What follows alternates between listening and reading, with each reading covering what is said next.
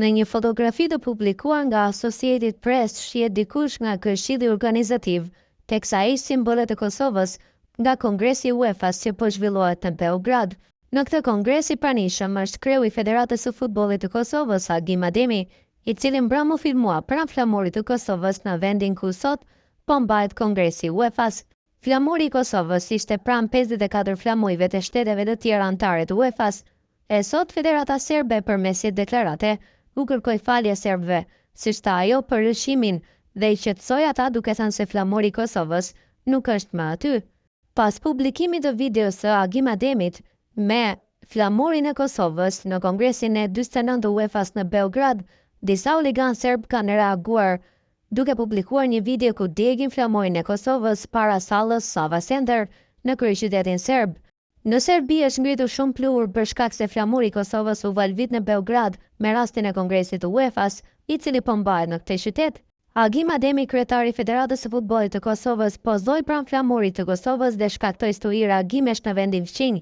Federata e Futbollit të Serbisë ka njoftuar menjëherë se është gënjeshtër dhe se nuk ka pasur flamur të Kosovës në Kongresin e UEFA-s në Beograd, duke pasur parasysh se Serbia nuk e njeh pavarësinë e Kosovës, por ata vetë e kanë mohuar shpejt. 2 orë e gjysmë pas shpalljes së parë, Federata e Futbollit të Serbisë lëshoi një njoftim të dytë, në të cilin vërtetoi se flamuri i Kosovës ishte vërtet në mesin e 54 flamujve në Kongresin e UEFA-s. Jo shumë kohë më pas në internet filloi të qarkullonte videoja ku shihen disa persona duke djegur flamurin e Kosovës para Sava Center. Për momentin nuk ka informacione nëse ky është i njëjti flamur me të cilin ka pozuar Ademi apo kanë djegur në një flamur tjetër. Kemal Goca në një postim në rrjetet sociale thotë se është e padurueshme që të hiqen simbolet e Republikës së Kosovës nga Kongresi i UEFA-s në Beograd. E turpshme, shprehet ai. Në këtë rast u dash të ndërpritet kongresi dhe të anulohet. Nuk ka kongres pa simbolet të Kosovës. Dragan Xhajić, i gjithmonë ka qenë një dhëll për dinake dhe i dirigjuar nga kuzhina e Beogradit. Dragan Xhajić me sojën e tij nuk i duron simbolet e Republikës së Kosovës. Dragan Xhajić dihet botërisht se kush ishte dhe dihet pse ka qenë i arrestuar në vitin 2008 për keqpërdorim të mjeteve financiare, shton ai më tej.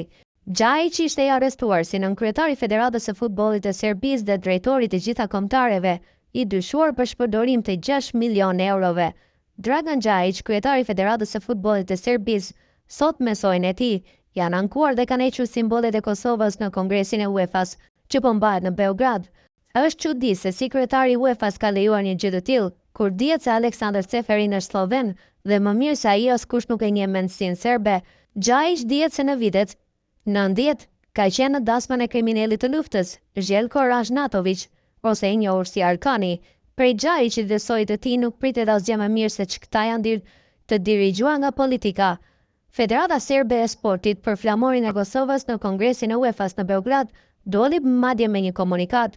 Lëshimi i organizatorëve, i cili u korrigjua menjëherë, thanë ata, ky nuk ishte lëshim, por Kosova është shtet dhe i njohur ndërkombëtarisht. Duhet kujtuar se në fillim të qershorit të vitit 2020, pa fije turpi Xhajići dhe Zvezdan Terzici nderuan me fanellën numër 1 të Zvezdës kriminalin e luftës famkeqin kapetanin Dragan Vasilković. Kjo e kishte tërbuar komendatorin serb Milojko Pandić, i cili publikisht hoqi dorë nga Crvena Zvezda dhe shprehu indignatën e tij për këtë turp të kesh.